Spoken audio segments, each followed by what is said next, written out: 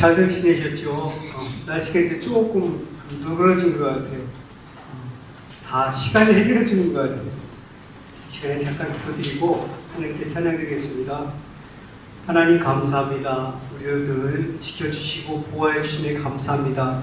주님께서 언제 오실지 알 수 없지만 우리가 이 세상에 사는 동안 정말 믿음으로 굳게 서서 아무것도 두려워하지 않도록 도와주시옵소서. 그렇게 하여 주실 줄 믿고 감사드리며 예수님 이름으로 기도드렸습니다. 아멘. 제가 어제 초등학교 때 제가 물에 빠져 죽을 뻔했어요. 점프하다가 다이빙하다가 소용돌이에 이렇게 휘말렸어. 정말 그 초등학교 때니까. 근데 마침 그때 고등학교 형이 저를 구해줬어요. 근데 그 동생이 중국에 왔어요. 40년 만에 만났나 봐. 근데 그 친구가 저한테 한 말이 있어요. 난 형이 너무너무 오랜만에 만났지만 목회자의 길을 가거나 선교사가 됐을 줄 알았대. 듣긴 좋더라고요. 들었지? 검증 그렇지. 늘 우리가 그리스도의 첫사랑 초심을 잃지 않는 저와 성도님들이 되길 원합니다. 이 시간에 주님 다시 오실 때까지 찬양드리겠습니다.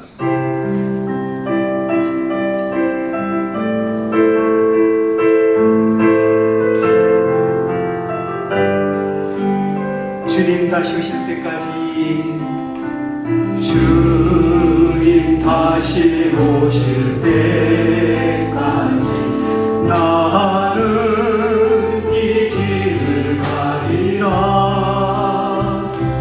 좁은 길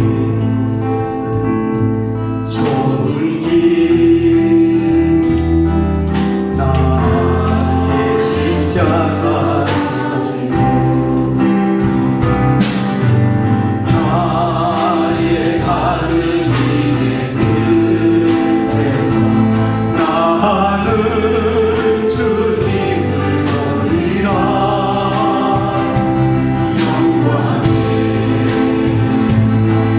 주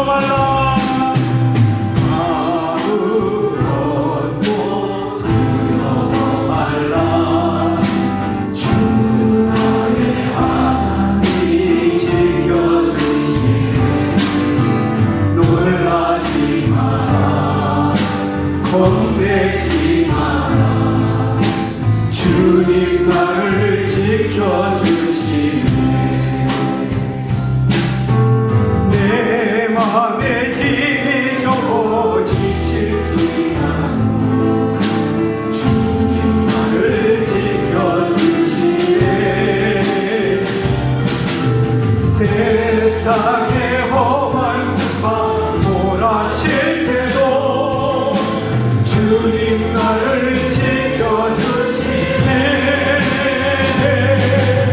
주님은 나의 산소, 주님은 나의 요새, 주님은 나의 소망, 나의 힘이 되시. 아무것도 두려워하지 아무것도 두려워하나. 주 나의 하나님 지켜주시네. 놀라지 마라, 겁내지 마라. 주님 너를 지켜주시네. 내 맘이 힘이 지칠지 않고 주님 나를 지켜주시네. 세상의 험한 곳만 몰아칠 때도 주님 나를 지켜주시네. 주님은 나의 영광, 주님은 나의 요새, 주님은 나의 소망, 나의 힘이 되신. 주님은 나의 산성, 주님은 나의 산소, 주님은 나의 요새, 주님은 나의 소망, 나의 힘이 되신 여호와.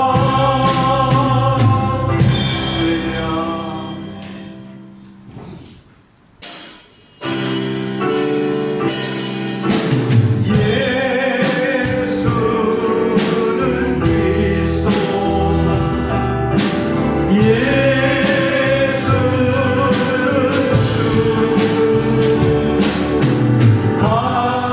하나님의 영으로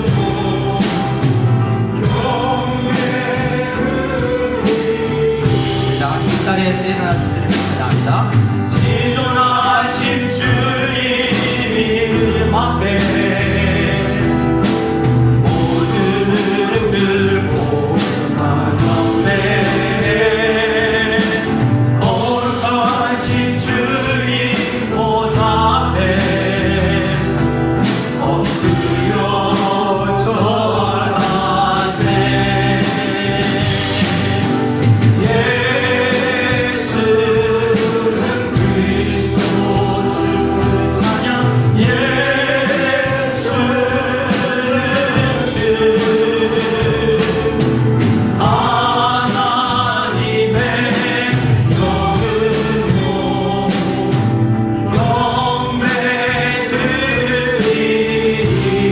경배드리리.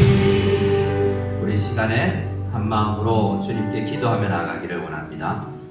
주님 앞에 8월 23일 이 하루를 시작하며 예배로 드리며 또 한 주의 시작을 예배로 가지며 모든 시간이 하나님의 것임을 우리가 인정하며 이 시간 예배드리며 나갈 때 하나님 우리의 삶을 주장하여 주시옵소서. 연약한 우리를 자녀 삼아 주셔서 감사합니다. 주님 앞에 이 예배를 통하여서 하나님의 음성을 들으며 주님께 합당한 영광을 올려드리는 저희들 되게 없어서 함께 이 마음으로 기도드리며 우리 사도신경으로 신앙을 고백드리겠습니다. 함께 기도드리겠습니다. 하나님 아버지 감사합니다. 주께서 우리를 주시고 시간 주님을 감사합니다.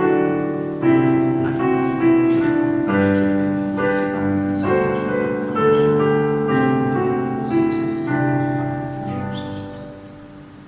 함께 사도신경으로 신앙 고백드리겠습니다. 전능하사 천지를 만드신 하나님 아버지를 내가 믿사오며 그 외아들 우리 주 예수 그리스도를 믿사오니 이는 성령으로 잉태하사 동정녀 마리아에게 나시고 본디오 빌라도에게 고난을 받으사 십자가에 못 박혀 죽으시고 장사한 지 사흘 만에 죽은 자 가운데서 다시 살아나시며 하늘에 오르사 전능하신 하나님 우편에 앉아 계시다가 저리로서 산자와 죽은 자를 심판하러 오시리라. 성령을 믿사오며 거룩한 공예와 성도가 서로 교통하는 것과 죄를 사하여 주시는 것과 몸이 다시 사는 것과 영원히 사는 것을 믿사옵나이다. 아멘. 우리 함께 찬송 드리실 때 찬송가 20장 큰 영광 중에 계신 주님 찬양 드리겠습니다.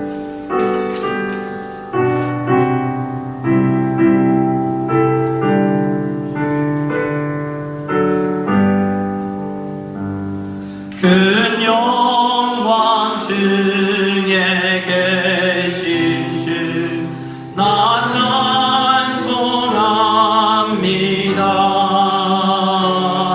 영원히 계신 주 이름 나 찬송합니다.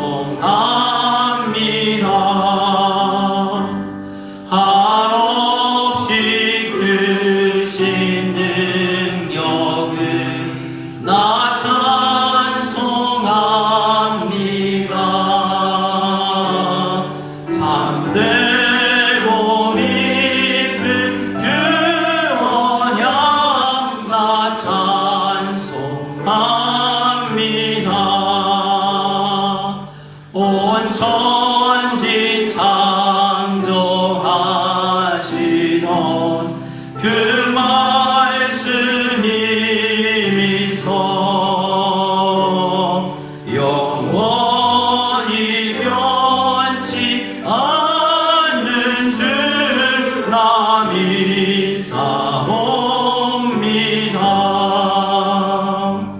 그 온유하신 줌성 날 불러주시고 그 품에 품어 주시니 나 찬송합니다.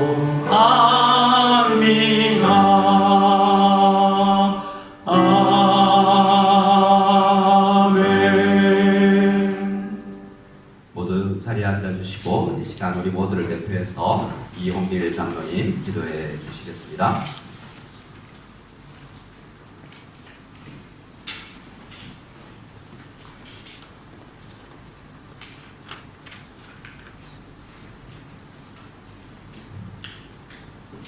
너희는 믿음 안에 있는가? 너희 자신을 시험하고 너희 자신을 확증하라.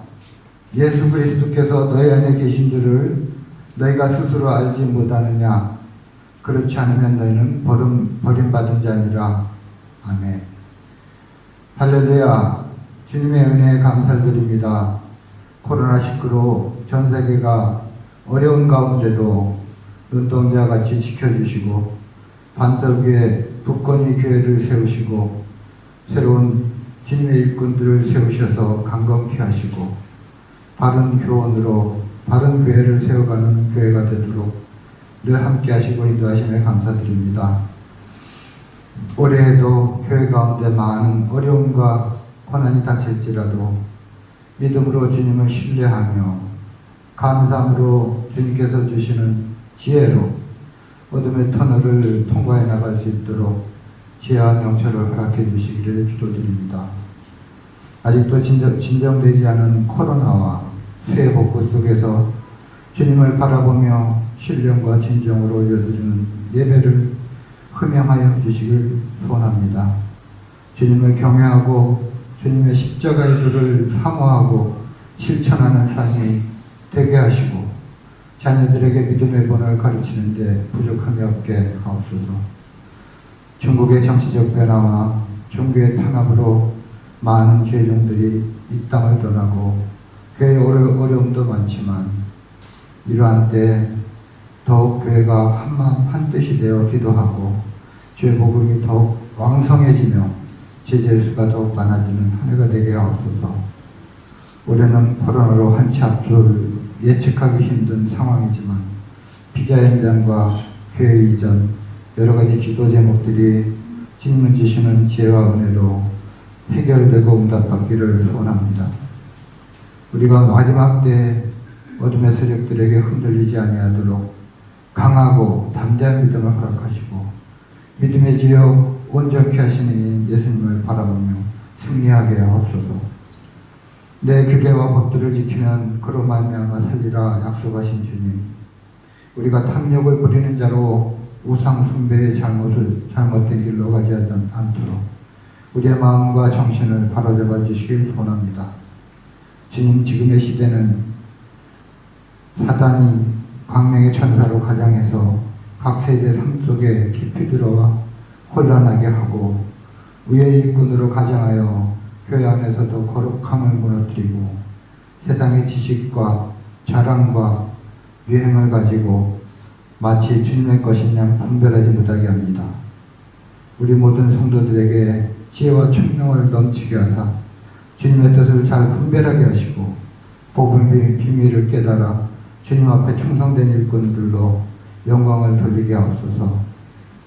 올해에도 고난과 어려움과 낙심이 여러 모양으로 엄습해 오겠지만 환난과 궁핍 가운데서도 영적으로 부여하며 헌신과 충성이 풍성한 교회로 작은 능력을 가지고도 주님의 말씀을 지키고 주님의 이름을 배반하지 아니하고 형제 사랑을 실천하고 연약하지만 충성된 교회로 믿음의 공동체로 굳게 서 있길 소망합니다.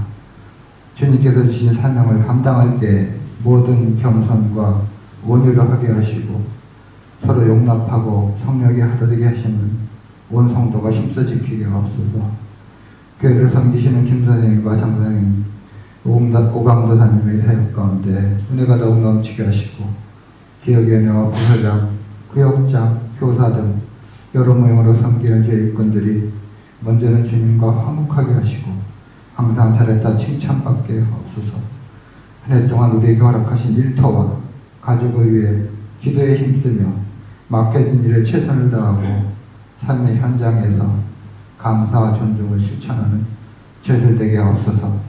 오늘도 올려드린 예배 가운데 주님께서 자정하여 주셔서 영광 받아 주시고 모든 성도가 은혜로 말씀을 받게 하옵소서. 예수님의 이름으로 기도드립니다. 아멘.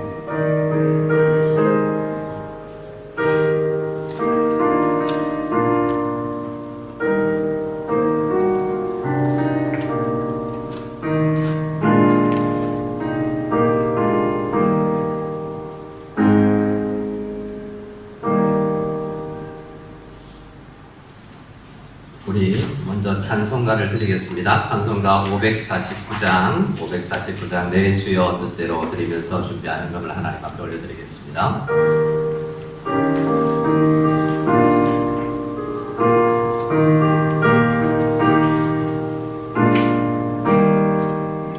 내 주여 뜻대로 행하시옵소서. 온 몸과 영혼을 다 주께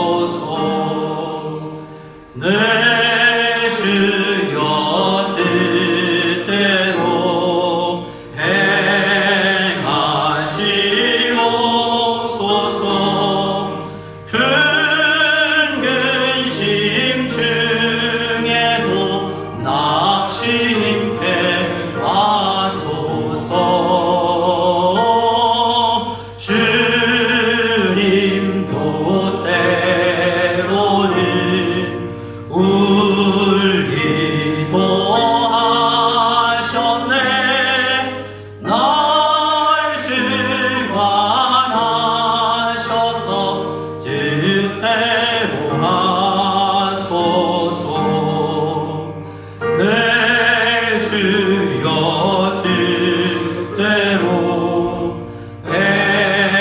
행하시옵소서. 내 모든 일들을 다 주께 맡기고 저 천성 나아요 고요히 가리니 살든지 죽든지 뜻대로 하소서.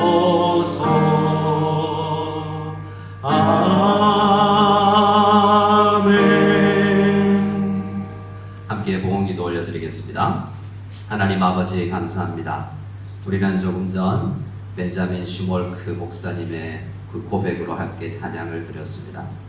300여 년 전에 이 땅 독일 땅에서 하나님께서 목회자로 쓰시고 모든 힘든 사역 가운데 자녀들이 죽음에 이르기까지도 주님 앞에 모든 것을 내어드리며 교회를 사랑하며 하나님을 섬겼던 그 귀한 믿음의 선배처럼 우리도 살아갈 수 있도록 도와주시옵소서. 사는 것도 주님을 위한 것이요 죽는 것도 주님을 위한 것임을 알고 살아가는 저희들 다 되게 도와주셔서 삶과 죽음 가운데 있는 모든 삶 가운데 주님을 인정하는 삶이 우리에게 있게 하여 주시옵소서. 이 예배 시간에 하나님 앞에 찬양을 올려드리며 우리의 몸과 마음을 들여 이 시간 예배 드릴 뿐만 아니라 우리에게 주신 것, 맡기신 것 주님 앞에 드리며 하나님의 모든 것이 하나님 것임을 고백드리오니 우리 한 사람 한 사람 가운데 믿음이 더 크게 성장할 수 있도록 도와주시옵소서. 각양의 감사 제목으로 소원을 담아 기록하여 주님 앞에 올려드리는 모든 제물들마다 주님께서 축복하여 주시고 더 귀한 것으로 맡겨주실 줄 믿사옵고 주님의 이름으로 축복하며 예수님의 이름으로 기도드리옵나이다. 아멘. 우리 앞뒤자울 한번 인사했으면 좋겠습니다. 이렇게 인사하겠습니다. 예수님의 이름으로 환영합니다. 예수님의 이름으로 환영합니다.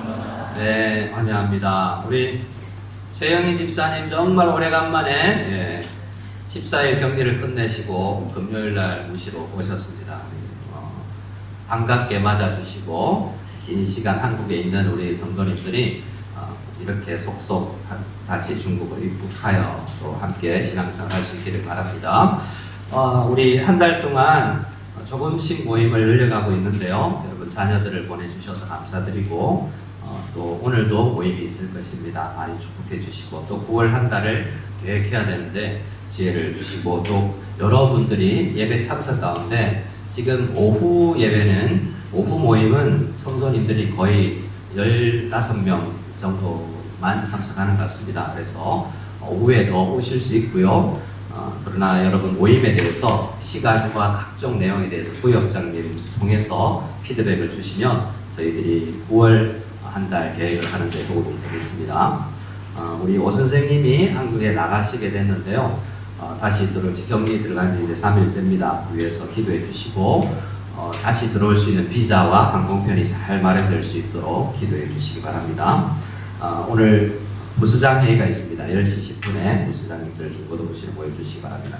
우리 6번 우리 광고가 우리 좀 오늘부터 시작되는데요. 오늘 광고가 나가기 때문에 미처 준비를 못 하셨을 것 같기도 하지만 인터넷이나 위챗으로도 동참해 주실 수 있습니다.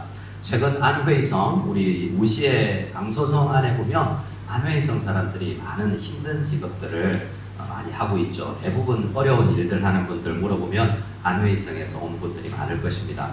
홍수로 인해서 많은 수재민이 발생했는데 저희 교회도 이웃 사랑을 실천하라는 주님의 명령을 받아서 오늘부터 2주간 동안 수재민 돕기 특별 헌금을 받기로 했습니다. 여러분들 마음을 주시는 대로 여러분 동참해 주시면 감사하겠습니다.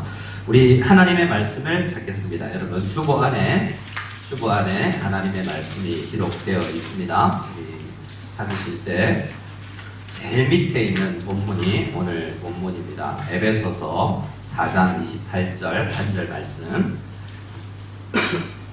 자, 에베소서 4장 28절 제일 밑에 기록되어 있는 말씀 같이 목소리로 이렇게 주보 이면에 있습니다. 같이 읽겠습니다. 도둑질하는 자는 다시 도둑질하지 말고 돌이켜 가난한 자에게 구제할 수 있도록 자기 손으로 수고하여 선한 일을 하라. 아멘. 오늘은 제 8계명에 대해서 말씀을 나누는데요. 출애굽기 20장 15절에 짧게 기록되어 있는 것입니다. 6계명, 7계명, 8계명이 아주 짧게 명령형으로 되어 있죠. 살인하지 말라, 간음하지 말라, 그리고 오늘 도둑질하지 말라라고 되어 있어요. 히브리어를 제가 적어 놨는데요. 로 하면 아니다, 하지 말라 이라는 뜻이 됩니다. 로 티그노브라고, 로 티그노브라는 말이 이 말입니다. 훔치지 말라라는 뜻이죠. 이 말은 훔치다라는 단어가 한번 따라해 볼까요? 주고 있으니까요. 한번 동사입니다. 한번 따라해 보시기 바랍니다. 가나브. 예, 가나브라는 동사가 사용된 거예요. 그러니까 원어를 좀 보면 가나브 하지 말라라는 거예요. 그러면 가나브 하지 말라, 물론 도둑질 하지 말라로 번역되기도 하지만 이 동사가 사용된 그것들을 잘 살펴보아야 무엇을 하지 말라는 것이 분명해지죠. 우리가 앞서 6계명과 7계명에도 그랬지만 그 원어와 구약 성경 안에서의 용례를 잘 살펴보면 구체적으로 무엇을 하지 말라라는 것인지, 또 적극적으로 하지 말라는 것을 넘어서 무엇을 하라라는 것인지 우리가 잘 살펴볼 수 있게 됩니다. 성경 말씀을 찾아보니 이 동사가 어떤 의미로 쓰였냐면 당연히 우리가 가지고 있는 그 일반적인 의미로 쓰였어요. 다른 사람에게 속한 것을 동의 없이 그 사람이 인지하지 않은 가운데 가지고 가서는 안 된다라는 거죠. 근데 성경이 이 동사를 쓰면서 가지고 갔던 것이나 가지고 가지 말아야 되는데 가지고 갔던 것들을 열거하고 있는데요. 창세기부터 구약 성경 말라기까지 거의 모든 성경에 이 동사가 사용된다 할 정도로 많은 것들을 가지고 가는 역사가 있습니다. 누가요? 이 명령을 받았던 이스라엘 사람들이 이 동사를 실천하지 않았어요. 무엇을 가져갔냐면 소, 양, 염소, 이런 것은 고대 사회에 있어서 흔히 그 가정에 굉장히 중요한 재산이 되는 거죠. 그래서 제가 영화를 봤는데, 영화를 전쟁이 나서 피난을 가는데 그 조선 시대에도 닭을 2마리 이 나무로 얼기설기 만든 그 백팩에 닭 2마리 넣고 도망을 가더라고요.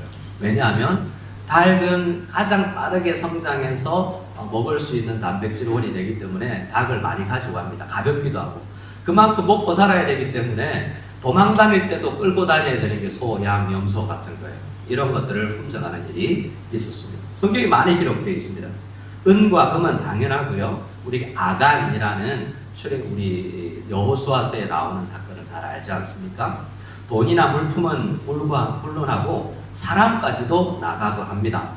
사람 가나고합니다. 이 사람의 대표적인 게 창세기 나오는데요. 요셉 집안의 형제들이 요셉을 가나고해버려요. 뭡니까? 이집트로 가는 이 상인들에게 동생을 팔아버리잖아요. 인신매매예요.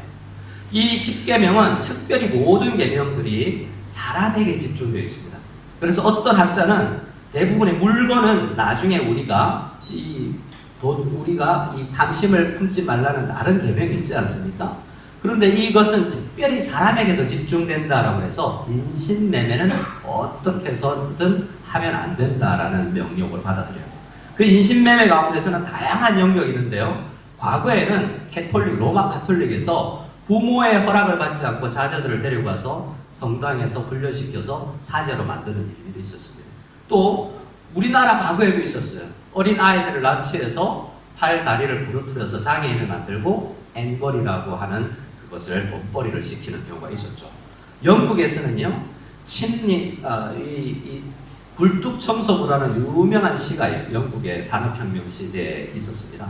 그 굴뚝 청소부를 할 수 있는 사람들은 굴뚝이 좁잖아요. 어린 아이들을 그 속에 투입시켜서 굴뚝 청소를 시켰던 것이 영국의 과거 200년 전의 역사예요.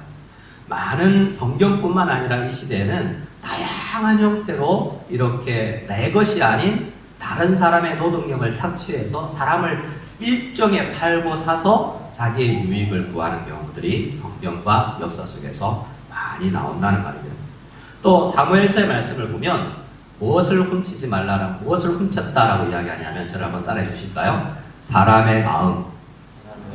네, 여러분, 사람의 마음도 훔치는 거라고 이야기해요. 그래서 사람의 물건이 아니지만 훔쳐갈 수가 있는데요. 성경에는 어떤 잘못된 거짓 선지자들은 하나님의 말씀도 훔쳤다. 그래서 설교 시간에 하나님의 말씀이 아닌 다른 것들을 전하는 것이 하나님의 시간을 훔쳐서 하나님의 말씀을 훔치는 것과 같다라고 이야기를 합니다. 그리고 창세기를 보면 이 야곱의 아내 라헬이 아버지 집에서 이제 떠나면서 아버지 집에 있는 드라빔, 뭐냐면 집에 있는 우상신이에요. 아버지 것을 훔치는데 게다가 이 우상까지도 훔치는 것이 이 성도들 인생과 삶 가운데도 있을 수 있다라는 것이 성경에서 이야기하는 것입니다. 제가 전도사 생활을 할 때 저희 담임 목사님 한 분께서 강조하는 게 있었어요. 나는 교회에 종이 한 장 내가 개인적으로 쓰지 않는다. 교회 일하지 않을 때는 교회 종이는 헌금으로 되었기 때문에 그것은 사적으로 써서는 안 된다라고 가르쳐 주셨어요. 그런데 저는 그 정도는 아니다라고 생각할 수 있지만 많은 성도님들이 내가 헌금을 낸 것은 훨씬 많은데 교회 이 종이 한 장, A4 종이 한 장 쓰는 게 뭐냐라고 생각을 할 수도 있잖아요. 하지만 엄격하게 도둑질하지 말라라고 했을 때 내가 무엇까지 할 수 있고 무엇을 하지 말아야 되는가가 정말 고민스러운 것들이 많습니다. 회사 생활을 할 때 약간 게을르거나 출근이 늦거나 퇴근을 빨리 하거나 그것은 약속된 시간을 빼앗아가 버리는 것이 되거든요. 많은 경우에 우리가 생각지도 못하게 우리는 도둑질을 하고 살 수 있는지도 모른다라는 생각을 할 필요가 있는 것이죠. 자, 그래서 다른 사람에게 속한 것을, 약속된 것을 동의 없이 그 사람의 인지 없이 가져가는 모든 것이 이 도둑질이라는 것입니다. 그래서 우리는 이 말씀을 통해서 우리 자신이 어떠한 존재인지 어떠한 삶을 살고 있는지 하나님 앞에 지침을 가지고 또 시험지로서 우리 자신을 테스트해 보기를 원합니다. 여러분, 중국 살면서 중국이 한국보다 어때요? 도둑질을 많이 하는 것 같습니까? 적게 하는 것 같습니까? 각종 꽤 많아요. 짝퉁, 그것은 지적 재산권을 도둑질하는 것이라고 할 수 있죠. 제사 다니는 많은 사람들의 이야기를 듣습니다. 그래서 가면은 이전에 슈롬을 판매하던 장로님이 계셨는데요. 이야기를 들어보면 부자는 한국에서 사오고 또 다른 사람들은 이 금방 만든 카피본들을 사서 실제로 많이 팔리지 않는다라는 이야기를 들었어요. 중국의 어떤 성도님이 하는 이야기를 들었습니다. 시장에 갈 때 저울을 들고 갔대요. 시장 저울을 못 믿어서 집에서 저울을 들고 간 거죠. 어떻게 됐을까요? 시장에서 쫓겨났다라는 이야기가 있습니다. 그러니까 저울도 못 믿겠다라는 거죠. 그런 유튜브나 보면 많습니다. 이렇게 어떻게 봉투를 바꿔서 실제 구매한 것과 받은 것이 다르게 만드는지에 대한 영상들 말이죠. 제 친구는 한국에서 인터넷으로 아이패드를 주문했어요. 뭐가 온지 아세요? 말로만 들었는데 실제로 벽돌이 왔어요. 저도 한 번 경험이 있는데요. 과자가 왔어요. 그나마 다행이잖아요. 먹을 수라도 있는 거니까. 벽돌은 뭐 쓸 데가 많이 없어요. 근데 실제로 이렇게 한국 사회든 어느 사회든 속고 속이는 그런 사회가 현재 우리의 사회고 죄로 물든 사회다라고 할 수 있습니다. 주님께서는 이렇게 신명기 25장에서 이렇게 말씀을 하십니다. 너는 내 주머니에 두 종류의 저울 주, 곧 큰 것과 작은 것을 넣지 말라라고 이야기하십니다. 두 종류의 저울을 가지지 말라, 속이지 말라는 거죠. 근데 이 저울과 관련된 이야기는 성경에 아주 자주 등장하는 것입니다. 법과 관련해서 우리 여신의 모습도 저울을 들고 있지만 실제로 법이 주장하는 것과 현실 사회는 너무나 다른 것을 알 수가 있습니다. 어른들만 훔칩니까? 여러분 혹시 손 들지 마세요. 대답하지 마세요. 어릴 때부터 지금까지 시험 치면서 컨닝 한 번이라도 해본 분? 눈빛을 보면 알 수가 있는데요. 네, 별로 없군요. 네. 컨닝의 유혹은 다 받아보셨을 것이라 라고 생각해요. 어릴 때도 왜 그런지 컨닝은 뭡니까? 내가 공부를 하지 않았는데 그 다른 친구에게 있는 지식을 훔치는 행위가 컨닝이고, 영어로는 물론 치팅이라고 하지만 이거 남의 것을 훔치는 행위예요. 그렇게 하고 싶은 욕망이 어릴 때부터 우리 속에 스며들어 있는 것입니다. 얼마 전에 이번 주 중에 이야기를 하면서 그런 이야기를 들었어요. 우리나라에 5만 원권이 처음 나왔을 때 시장에 있는 연세 많은 장사하는 분들이 5만 원권과 5천 원권을 구별을 잘 못했대요. 그래서 5천 원짜리 물건을 살면서 10,000원을 내밀었는데 잔돈을 얼마를 받을 수 있어요? 자, 5천 원짜리를 살면서 10,000원을 냈는데 잔돈이 5만 원이 왔다. 여러분 마음에 어떻습니까? 당연히 그리스도인들이면 할머니 이거 잔돈 잘못 왔습니다 하고 나중에 집에 와서라도 발견하고 돌려드려야 되겠지요. 그런데 많은 경우에 작은 것들을 가졌을 때 우리의 마음에 그런 생각들이 유혹이 될 수도 있습니다. 또 어떻습니까? 호텔에 갔을 때 우리 아이의 키가 1m 20 이하 정도 되어야 미엔피해인데, 자, 우리의 키를 어떻게든 낮추고 싶어요. 왜냐하면 공짜 아침 조식을 먹기 위해서 어떻게든 우리 아이는 작고, 야, 낮은 신발 신고 가. 어떻게든 이렇게 우리 마음 가운데는 어떻게든 이렇게 남을 속이고서라도 내가 유익을 얻고자 하는 마음이 누구에게나 들어 있습니다. 왜냐하면 우리는 죄가 우리 속에 들어와 있는 상태이기 때문에 그래요. 그 현실을 지각하는 것이 중요합니다. 저도 대학을 다닐 때 죄송하지만 부끄러운 이야기지만 영문과에서 외국인 선생님이 지도하는 과목에서 리포트를 쓰는데 아주 몇 줄 인터넷에서 긁어서 붙여서 넣었어요. 아주 몇 줄. 그런데 선생님이 어떻게 알았는지 부르는 거죠. 불러서 hey 영, 이거 안 돼. 이거 할래. 남의 지식 가지고 오려면 분명히 인용을 분명히 기록해야 된다는 거죠. 오늘날 우리 많은 사회에서는 비단 목사님들도 이상하게 남의 설교문, 남의 지적 재산권들을 그대로 가져와서 마치 자기 것인 양 이렇게 이야기를 했다가 번역을 치르는 일들이 어느 사회나 있지 않습니까? 누구에게나 이 유혹거리가 있다라는 생각을 우리는 해야 되고, 주님께서는 우리 마음을 잘 살펴보라라고 이야기합니다. 그림 하나를 보여드립니다. 그림 하나를 보여드리는데요. 자, 이것은 Saturday Evening Post라는 아주 오래된 것입니다. 1936년도에 이 잡지에 실린 표지인데요. 영상으로 보시는 분들은 찾아보시거나 설명을 해드리겠습니다. 아주 간단한 거예요. 어느 마을에 정육점이 있는데 정육점 주인과 이 정육점에서 닭을 살려고 하는 이 아주머니와의 관계에서 이 정육점 주인은 무엇을 원하냐면 서로는 위에 있는 저울 눈금을 서로 보고 있는데요. 손가락을 잘 보면 정육점 주인은 저울을 내리고 있어요. 그리고 닭을 살려는 아주머니는 이 저울 밑을 올리고 있죠. 서로의 마음이 근데 서로 웃고 있습니다. 야, 옅은 미소. 내가 조금 더 돈을 많이 벌겠군. 또 이 사람은 내가 조금 더 싸게 사겠군.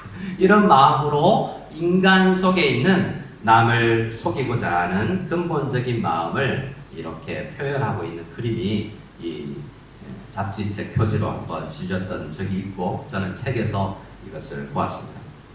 다른 사람에게 손해를 끼치더라도, 다른 사람이 손해를 보더라도 나의 이익이 생기면 나는 그것을 허용하고 죄 없다라고 만들려고 하는 그러한 자세가 우리 속에 가만히 있고, 또 나보다 더한 도둑이 이렇게 많은 세상에서 600억 원을 횡령하고도 7년형을 받았던 일이 있습니다. 1988년도에 이전 대통령의 잘 아는 전 모 대통령의 동생이 600억 원을 횡령을 했는데 7년형을 받았어요.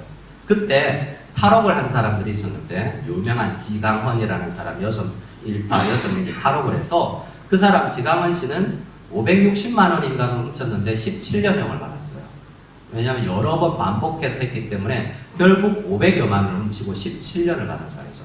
그 사람이 남겼던 유명한 말이 있죠. 인질극을 하면서 유전 무죄, 무전 유죄라는 유명한 말을 남겨서 그때 TV에 생방송을 했던 것을 저도 기억을 합니다. 우리가 사는 세상은 이렇게 큰 일은 아닐지라도 큰 도둑에 비하면 나는 그래도 괜찮은 사람 아닌가? 라는 생각으로 자기를 안위하면서 자기는 도둑이 아니다 라는 생각으로 살아가기가 쉽습니다.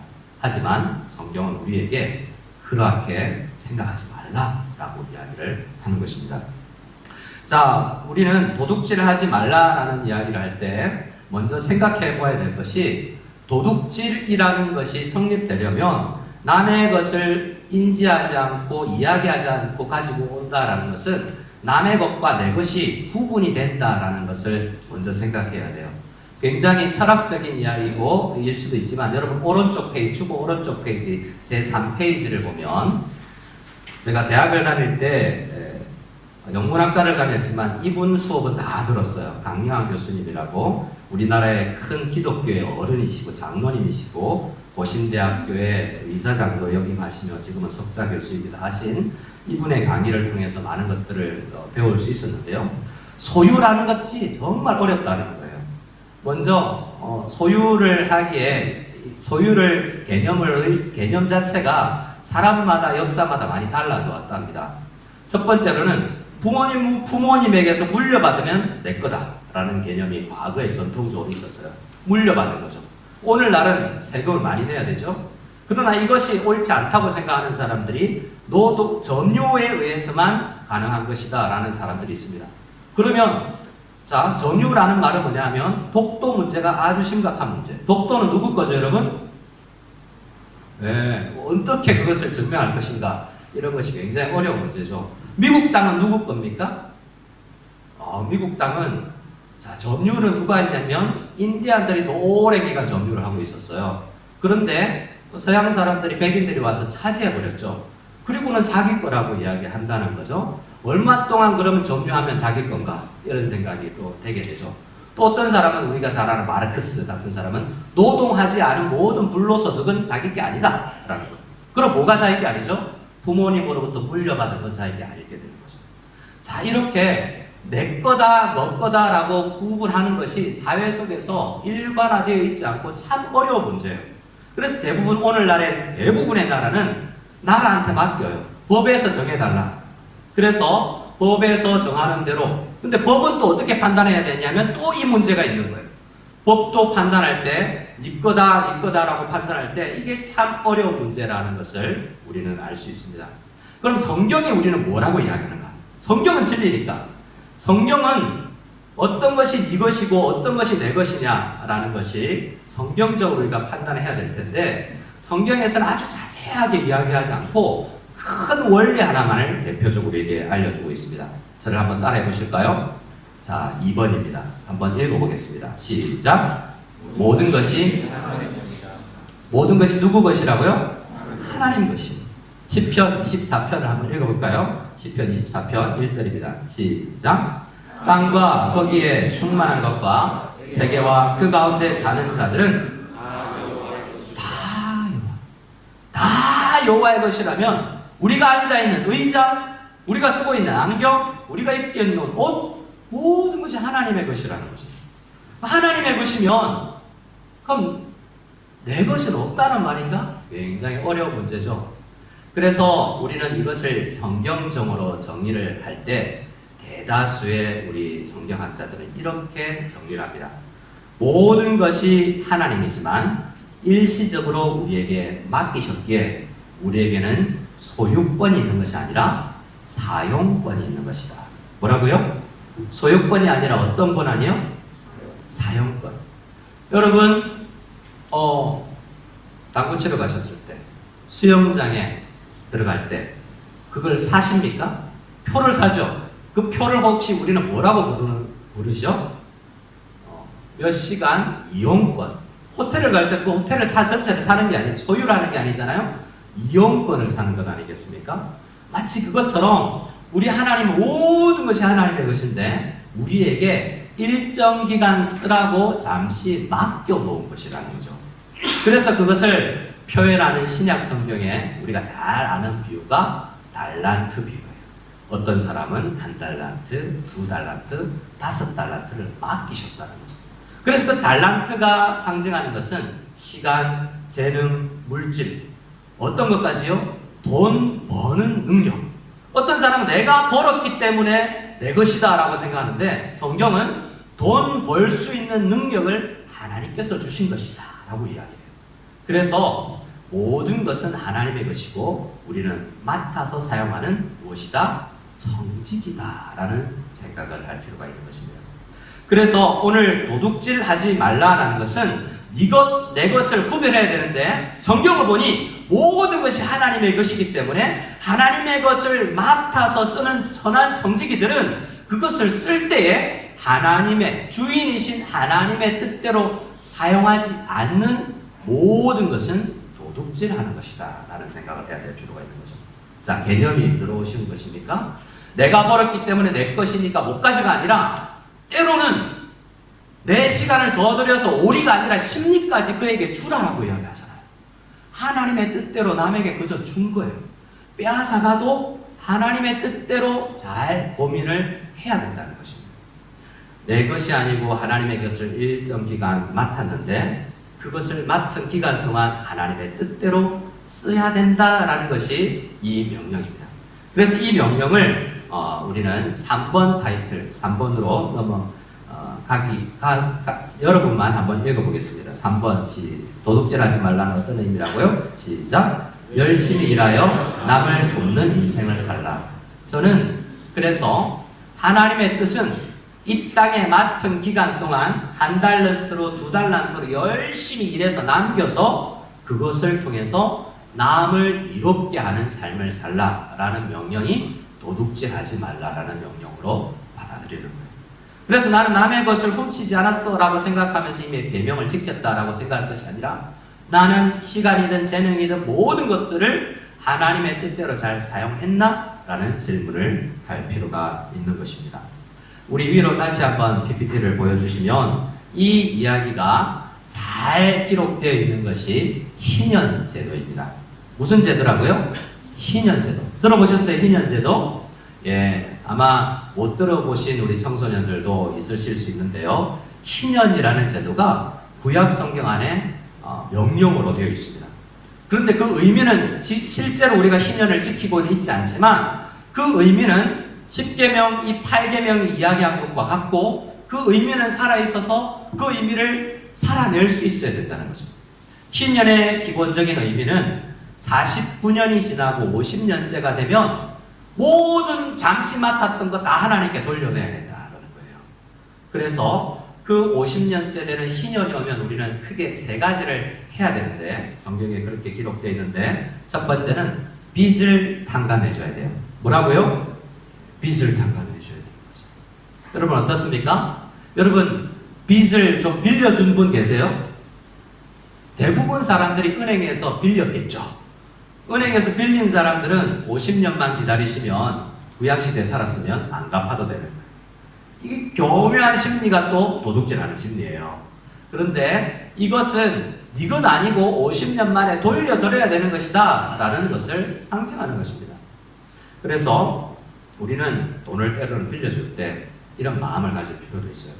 제가 전도사 때 다른 전도사를 하던 친구가 살림이 굉장히 어려워져서 이 다른 일을 하고 있을 때 전도사 집에 찾아와서 돈을 빌려달라고 그래요. 100만 원이 넘는 돈이 필요하다고 그래서 저희 부부가 상의를 하고 이건 안 받는 걸로 하자라고 하면서 빌려줬는데 실제로 안 주더라고요. 지금까지도 기억하고 있잖아요. 이게 제가 참 아직도 그 부분이 받고 싶다는 마음이 아니라 기억에는 나잖아요. 이런 마음이 우리 사람에게 있을 수 있다라는 겁니다. 그런데 희년제도에는 노예제도도 해방시켜줘야 됩니다. 모든 노예들이 이 희년이 오면 해방시켜줘야 되고요. 또 땅입니다. 특별히 모든 땅이 50년 지나면 다 원래 주인에게 돌려줘야 돼요. 부동산을 가진 사람들은 이 이스라엘 사람으로 살아가는 것이 굉장히 어렵겠죠. 50년 동안 열심히 부동산을 늘려서 부자가 되었지만 희년이 오면 원래 땅 주인에게 다 줘야 됩니다. 이 희년제도가 우리에게 주는 의미는 무엇입니까? 모든 것이 하나님의 것이다 라는 생각입니다. 근데 이것을 실천하기 위해서는 이것을 실천하기 위해서는 굉장한 노력이 필요해요. 어떤 노력이요? 믿음이 필요해요. 노력보다는 믿음이 필요해요. 뭐가 필요해요? 저를 따라하겠습니다. 8계명을 실천하기 위해서는 믿음이 필요합니다. 믿음이 필요하다는 것은 희년제도를 한번 생각해 보세요. 모든 거 내가 벌었던 거 다 하나님 앞에 돌려주면 나머지 나 어떻게 살아요? 하나님께서 책임져 주신다라는 믿음이 우리에게 있어야 된다는 거죠. 희년제도만 그렇습니까? 안식일도 그렇잖아요. 우리 그리스도인들은 주일날 일을 잘 하지 않잖아요. 이 하루 남보다 일을 하지 않아도 하나님께서 나를 먹이시고 입히신다는 생각, 그 믿음이 없으면 안식일을 지킬 수가 없는 거예요. 안식일 제도뿐입니까? 요 7년마다 땅을 1년씩 휴식시켜야 돼요. 땅을 1년 동안 돈 안 벌고 7년에 한 번씩 휴가를 간다라는 것, 그것은 하나님께서 1년 동안 나를 먹이신다는 생각하지 않으면 할 수 없는 거예요. 그래서 어떤 사람들은 1년 동안 회사를 그만두고 다시 취업을 할 수 있을지 없을지 모르지만 선교 여행을 가고 또 성경 공부를 하려고 DTS 제자 훈련을 하고 직장을 그만둬버리고 그 다음에 하나님께 맡깁니다 하고 1년간을 하나님 앞에 쉬는 경우도 있다는 거예요. 희년제도가 실천되고 안식일이 실천되고 8계명 열심히 해서 남을 돕는 삶, 더 퍼주는 삶을 살기 위해서는 하나님께서 나를 먹이시고 하나님께서 모든 것을 나에게 주신다는 믿음이 없으면 실천을 할 수 없는 명령이라는 것입니다. 우리 모든 것이 하나님의 것이다 라는 것에서 그럼 어떻게 쓸 것인가에 대한 구체적인 말씀을 또 성경 안에서 주고 계신데요. 신명기 23장 말씀을 한번 읽어보겠습니다. 신명기 23장 24절 25절입니다. 같이 읽어보겠습니다. 시작. 내 이웃의 포도원에 들어갈 때에는 마음대로 그 포도를 배불리 먹어도 되느니라. 그러나 그릇에 담지는 말 것이요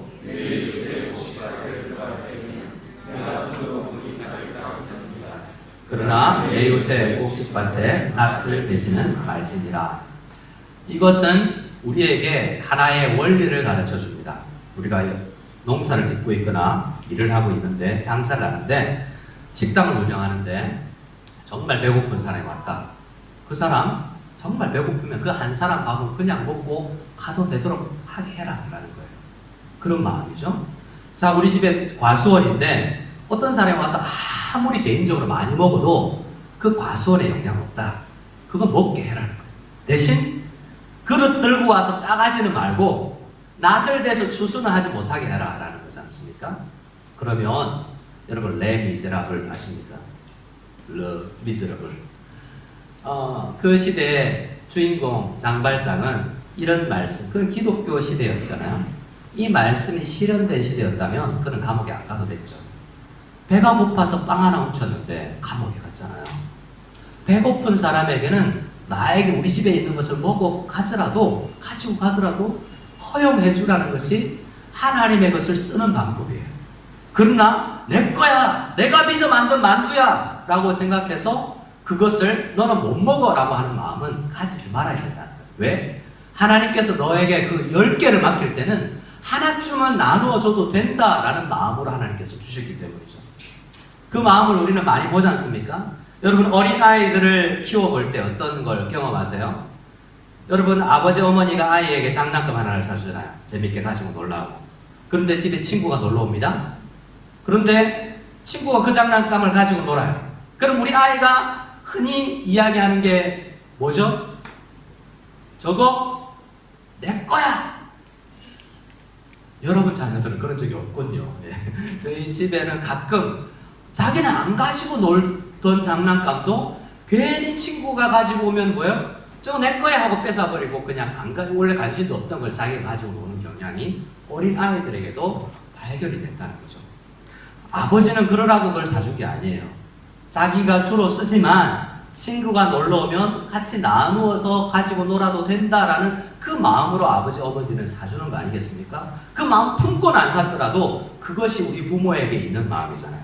좀 넉넉한 마음으로 친구가 사이좋게 지내는 것이 우리 부모의 마음인 것처럼 우리 하나님께서 우리에게 어떤 것들을 맡기실 때 자, 그 정도는 흘려보내도 된다라는 말씀을 우리에게 하시는 것입니다. 그래서 우리 다시 3번으로 넘어가 보면 어떻게 살아야 될 것인가, 어떻게 살아야 될 것인가를 우리 이야기할 때 기도가 많이 필요합니다. 어떻게 살기 이전에 기도가 필요해요. 왜요? 내 마음을 먼저 다스려야 되기 때문에 그렇죠. 어떤 우리나라에 굉장히 연로한 은퇴 목사님의 일화가 우리 목회자들에게 유명합니다. 그분은 하루에 5시간씩 기도하는 것으로 유명해요. 몇 시간씩이요? 하루 5시간을 기도한다는 것은 정말 목회자들에게도 쉽지 않은 일이거든요. 후배 목회자들이 찾아가서 목사님께 물었어요. 목사님, 5시간 기도하는데 저는 50분 기도해도 50분 기도하면 기도할 거리가 별로 없는데 5시간 기도하실 때 뭘 주로 하세요? 라고 물었더니 그 목사님이 나는 하루 5시간씩 기도하는데 3시간은 나에게 욕심을 없애주십시오 라고 기도한대요. 내 마음 가운데 너무나 욕심이 많아서 그 욕심 내려놓는 기도만 3시간 걸린다라는 이야기를 하시더라고요. 그래서 마태복음 7장을 놓고 기도한다는 겁니다. 이런 마음을 가질 수 있도록.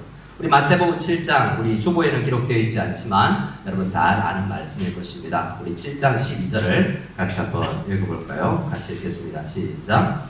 그러므로 무엇이든지 남에게 대접을 받고자 하는 대로 너희도 남을 대접하라. 이것이 율법이요 선지자니라. 우리 마음 가운데는 어때요? 저를 올리려는 마음이 있잖아요.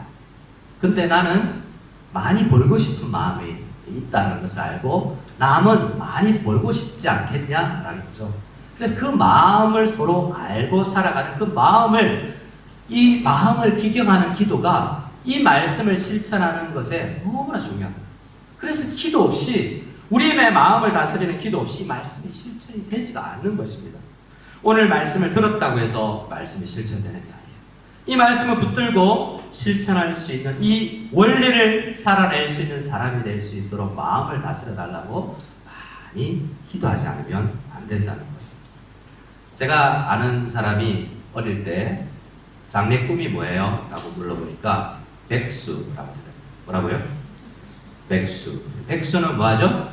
네, 돈 안 벌고 살려는 사람이잖아요. 하나님께서 모든 것을 먹이시고 입히시기 때문에 나는 아무것도 안 해도 되는가? 하나님께서 먹이시는데 이 오묘한 이 어려움이 우리에게 있어요. 하나님께서 먹이시는데 나는 일해야 되는, 그리고 게다가 일해서 남도 유익하게 해야 되는 이런 사명이 우리에게 있는 거예요. 이것은 성경은 원리적으로 딱 하나를 그냥 가르쳐주는 것이 아니라 전반적인 스토리를 통해서 어떻게 사는 것이 옳은가를 자연스럽게 우리에게 인식할 수 있도록 해주는 것입니다. 이런 기도를 해보면 그런 백수로 살겠다라는 생각은 자연스럽게 없어지는 것입니다.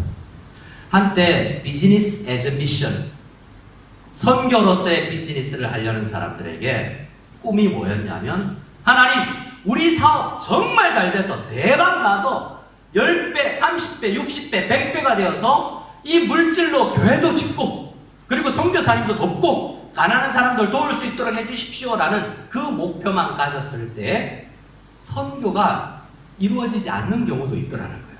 왜요? 모든 그 마음을 품고 선교하는 사람, 사업하는 사람들이 다 사업에 성공을 안 하니까요. 사업을 열심히 했지만 망할 수도 있고 잘 안 될 수도 있잖아요. 그래서 비즈니스 애즈 미션을 공부하는 분들에게 목표가 바뀌었어요. 과정이 더 중요하구나. 그리고 이유를 내지 못하더라도 내가 이 일을 10년 사업을 하면서 내가 먹고 살았고 아이들 학교를 보냈고 또 10년 사업을 하면서 우리 직원들 5명, 10명이 먹고 살고 삶을 살게 내가 도와줬다라는 것, 내가 이래서 저들도 먹고 살았다라는 생각을 할 때 성공이라는 거예요.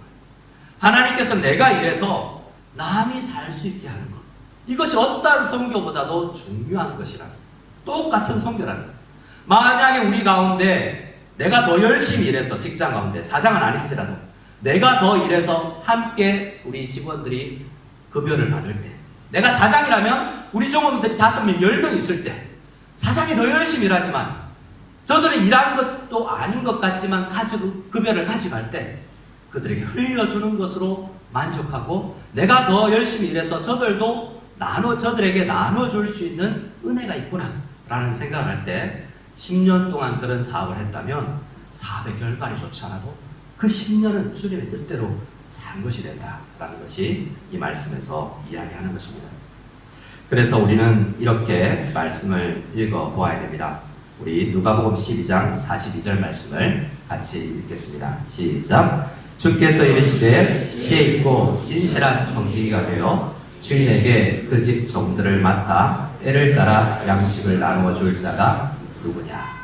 자, 어떤 청지기라고 이야기하고 있습니까? 저를 따라해 주시겠습니다. 지혜 있고 진실한 청지기. 지혜 있고 진실한 청지기. 누구냐면 예수님. 예수님은 이 땅에 모든 시간과 재능을 함부로 사용하는 사람들을 위해서, 그들을 돕기 위해서 하나님의 사명을 받고 이 땅에 오셨어요. 태어나셔서부터 십자가에서 돌아가시기까지, 부활승천하셔서 지금까지 한 시간 졸지도 주무시지도 않으시면서 주님은 우리를 위해서 온전히 일하시고 열심히 이 땅에 계실 때도 나는 저 마을로 또 가야 돼. 아침에 일찍 일어나서 기도하면서 오늘 할 일을 위해서 기도하셨던 분이 우리 주님이죠. 우리 예수님께서 일을 하셨기 때문에 우리가 살 수 있는 거예요. 살아난 우리들은 예수님처럼 그렇게 살기를 원하시는 것입니다. 그래서 선한 정직이, 지혜롭고 진실한 정직이가 될 것을 다 원하는 거예요. 우리 모든 그리스도인들이 지혜 있고 진실한 정직이가 되기를 원하시는 것입니다. 그 마음으로 우리 서로를, 나한테 이야기하는 것이지만 서로를 한번 축복해 보았으면 좋겠습니다. 이렇게 서로에게 축복하겠습니다. 지혜 있고 진실한 정직이가 되시기 바랍니다. 지혜 있고 진실한 정직이가 되시기 바랍니다. 아멘. 목사인 저도 최대한 시간을 잘 사용해서 여러분들을 섬길 수 있도록 일하는 사람이 되어야 되겠습니다. 그렇게 이 마음을 가져야 8계명을 순종할 수 있습니다. 이제 네 번째, 마지막 우리가 함께 이야기할 것은 구체적으로 그럼 기도하고 나서 어떻게 할 것인가? 이게 우리의 숙제예요. 이 반중한 이 네 가지를 실천해 볼 수 있는 저와 여러분이 다 될 수 있기를 바랍니다. 반가로 1번 먼저 한번 읽겠습니다. 시작. 회개하고 보상해야 한다. 말씀까지 같이 읽을까요? 누가복음 19장입니다. 시작. 삭개오가 가서 좁게 여짜오되 주여 보시옵소서, 내 소유의 절반을 가난한 자들에게 주겠사오며 만일 누구의 것을 속여 빼앗은 일이 있으면 내가 갑절이나 갚겠나이다. 네. 어떻게 한다고요? 삭개오가 대표적으로 남의 것을 많이 착취했던 도둑의 대표 명사입니다. 근데 그 사람이 예수님을 만났을 때, 구원을 받았을 때 먼저 일어나는 게 뭐였어요? 8계명을 지키지 않았구나. 회개가 일어난 거예요. 회개는 눈물 흘리고 나는 그렇게 살면 안 되는데 라고 후회하는 게 아니에요. 회개의 진정한 의미는 갚는 거예요. 실제로 훔쳤다면 그것을 갚는 것이죠. 제가 1절에도 말씀을 드렸지만 수조에 계신 오하선 목사님, 지금 못 들어오고 계신데 그 사모님의 이야기를 해드렸던 적이 있어요. 옆집 이사를 갔는데, 이사를 가고 나서 나중에 발견한 게 있는데 옆집 장독 하나를 안 준 거예요. 장독을 하나 빌려서 썼는데 몇 년이 지나고 나서 이게 옆집 건데 라고 알게 됐고요. 그래서 이사 오고 나서 그 살던 집에 가보니까 그 집도 이사를 가버린 거죠. 그래서 수소문을 해서 어디로 이사 갔는지 수소문해서 며칠이 걸려서 그 집을 찾아서 찾아갔대요. 장독값을 들고. 어느 날 장독을 보면서 이게 내게 아닌데? 라는 생각이 들었다는 거예요. 수년이 지났지만, 그래서 장독값을 들고 그 주인에게 찾아가서 주었다는 이야기죠. 이게 회개입니다. 회개는 나 잘못했는데 라고 해서 슬퍼하고 눈물 흘리는 것이 아니라 실제로 어느 정도 보상을 하는 것까지가 포함된다는 거죠. 그래서 우리가 기도를 하고 그동안 살 때 8계명을 지키지 않았구나라는 생각을 할 때 회개의 마음을 가지고 어떻게든지 실제로 보상하기 힘들다면 정말 앞으로의 살면서 내가 보상하는 마음으로 살겠다라는 각오를 할 필요가 있는 것입니다. 두 번째를 같이 한번 읽어보겠습니다. 방가로 2번입니다. 시작. 우리가 가진 것에 스스로 만족할 수 있어야 합니다. 자, 남의 것을 가지고자 하는 욕구는 언제 생기냐 하면 내 것에 만족이 안 될 때 생기는 거예요. 자, 빌립보서 4장 11절 말씀, 사도 바울의 말씀을 같이 읽겠습니다. 시작. 나는 내가 시작. 내가 궁핍함으로 말하는 것이 아니니라. 어떠한 형편이든지 나는 자족하기를 배웠노니 나는 미천에 찰 줄도 알고 풍부에 찰 줄도 알아. 모든 일, 곧 배부름과 배고픔과 풍부와 궁핍에도 찰 줄 아는 일체의 비결을 배웠노라. 아멘. 여러분, 제가 작년에 설교하면서 한번 썼던 이야기이기도 한데요. 비행기를 타고 한국에서 갔다 오다가 들었던 이야기인데요. 그 이야기 폴 게티라는 분의 이야기입니다. 폴 게티라는 사람은 이 LA 지역에 가면 게티 미술관이 있어요.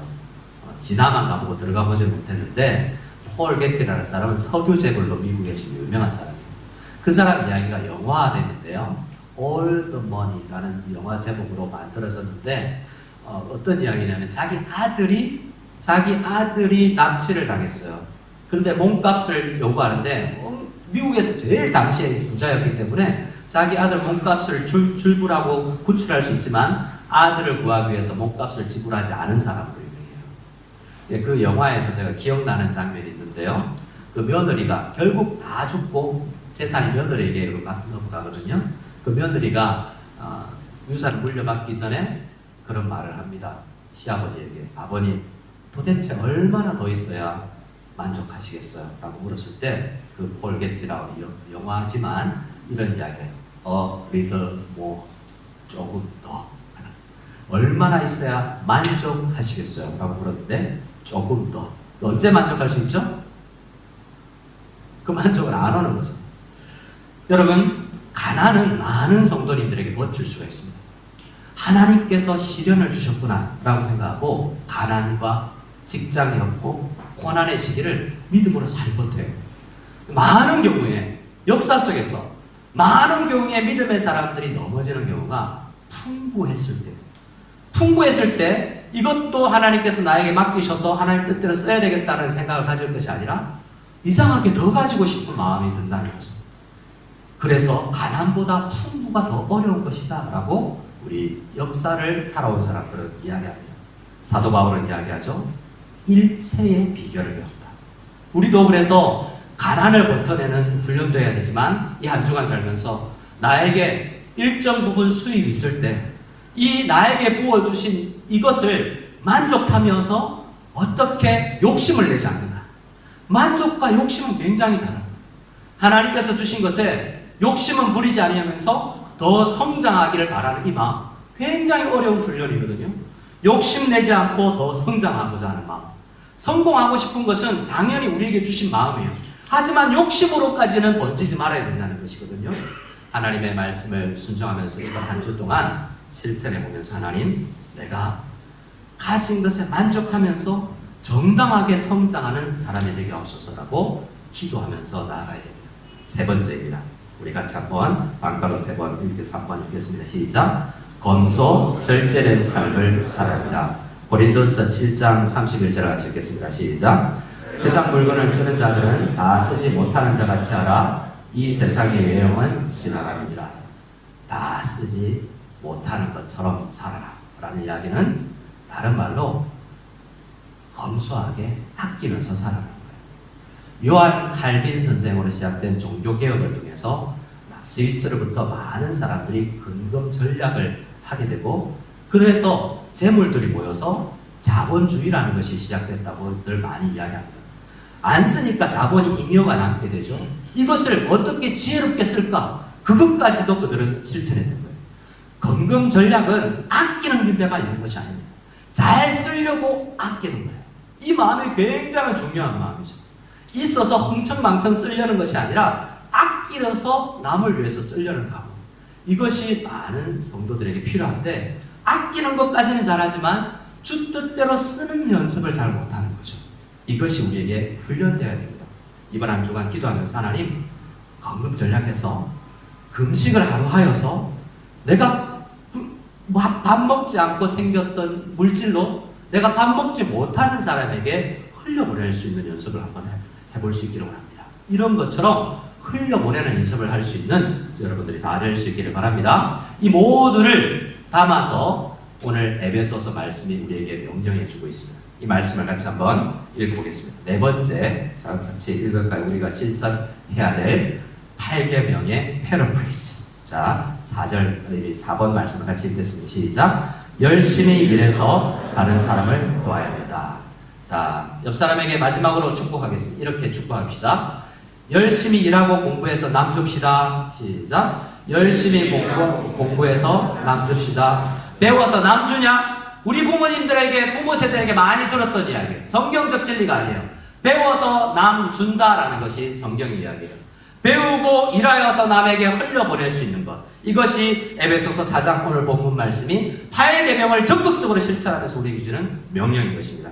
같이 에베소서 4장 28절을 같이 읽겠습니다. 시작. 도둑질하는 자는 다시 도둑질하지 말고 돌이켜 가난한 자에게 구제할 수 있도록 자기 손으로 수고하여 선한 일을 하라. 할렐루야. 할렐루야. 열심히 일해서 도둑질하지 아니하고 흘려보내는 여러분이 되기를 각오하십니까? 아멘. 어려운 상황입니다. 어려운 상황 가운데 성도님들께서 가끔 저를 찾아오셔서 이렇게 이야기하는 경우가 있습니다. 목사님, 어려운 선교사님, 목사님, 아무도 모르게 목사님이 정해서 흘려보내 주십시오. 1년간. 아주 작은 금액이라도 그런 것 하는 분들이 있습니다. 오늘 광고를 했죠. 안회성, 강소성과 접경하고 있는 가까운 성이잖아요. 홍수가 나서 어려운 사람들이 많이 있는데 우리는 어떻게 해요? 강소성 우시는 자연재해가 없어. 태풍, 홍수, 지진, 어떤 자연재해에서도 안전한 동네라고 만족하고 있을 것이 아니라 이것을 누리면서 살았을 때 조그마한 것을 흘려보낼 수 있는 자세를 가지는 것. 그것이 우리 주님께서 우리에게 원하는 자세인 줄 알고 이 안회성을 돕는 일에 조금이나마 함께 참여하면서 또 주님의 것을 흘려보내고 이 8계명을 실천할 수 있는 저와 여러분 다 될 수 있기를 소원합니다. 우리 함께 찬양하고 우리 기도로 마치겠습니다. 내 안에 가장 귀한 것 함께 찬양하겠습니다.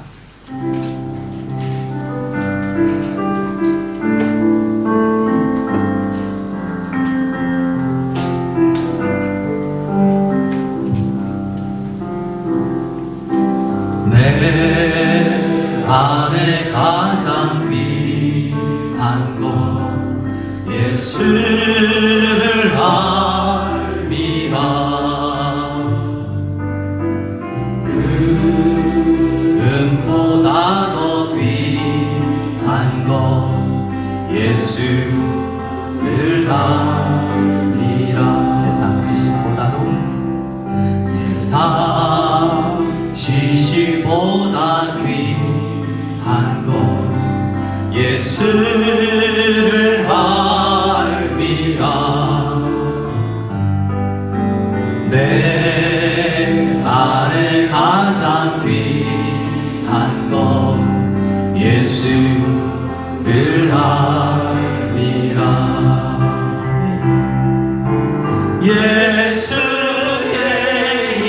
이름 존귀한 그 이름 예수의 이름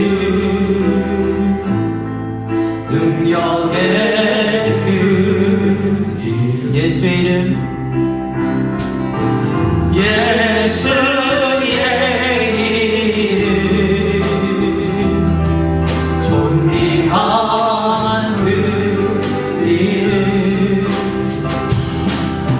예수의 이름 능력의 그 이름.